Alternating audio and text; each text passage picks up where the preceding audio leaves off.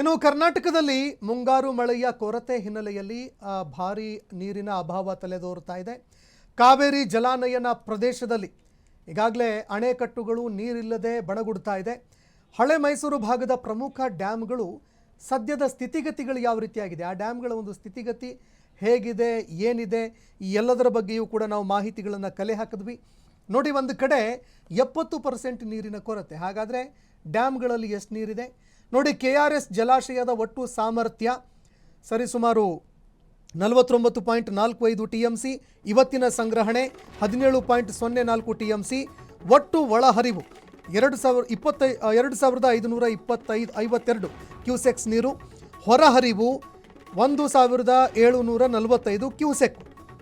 ಇನ್ನು ಹಾರಂಗಿ ಡ್ಯಾಮ್ ನೋಡಿ, ಹಾರಂಗಿ ಡ್ಯಾಮ್ನಲ್ಲಿ 8.50 TMC ಒಟ್ಟು ಸಾಮರ್ಥ್ಯ.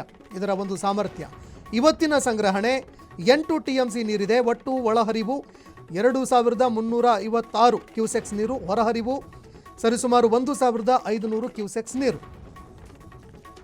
ಇನ್ನು ಕಬಿನಿ ಜಲಾಶಯದಲ್ಲಿ ಒಟ್ಟು ಸಾಮರ್ಥ್ಯ ಕಬಿನಿ ಜಲಾಶಯದ್ದು 19.52 TMC. ಇವತ್ತಿನ ಒಟ್ಟು ಸಂಗ್ರಹಣೆ 14.43 TMC ನೀರು. ಒಟ್ಟು ಒಳಹರಿವು 3594 ಕ್ಯೂಸೆಕ್ಸ್ ನೀರು. ಹೊರಹರಿವು 300 ಕ್ಯೂಸೆಕ್ಸ್ ನೀರು. ಹೇಮಾವತಿ ಡ್ಯಾಮ್ನ ಒಟ್ಟು ಸಾಮರ್ಥ್ಯ 37.10 TMC. ಇವತ್ತಿನ ಒಟ್ಟು ಸಂಗ್ರಹ 23.75 TMC. ಒಟ್ಟು ಒಳಹರಿವು 6390 ಕ್ಯೂಸೆಕ್ಸ್ ನೀರು. ಹೊರಹರಿವು 500 ಕ್ಯೂಸೆಕ್ಸ್ ನೀರು. ಇದೆಲ್ಲ ನೋಡಿದಾಗ ಒಂದೇ ಒಂದು ಜಲಾಶಯ, ಅದು ಹಾರಂಗಿ ಡ್ಯಾಮ್, ಅದು ಕೂಡ ತುಂಬ ಕಡಿಮೆ ಸಾಮರ್ಥ್ಯದ್ದು, 8.5 TMC. ಇದು ಮಾತ್ರ ಒಂದೇ ಒಂದು ಫುಲ್ ಆಗಿರುವಂಥದ್ದು.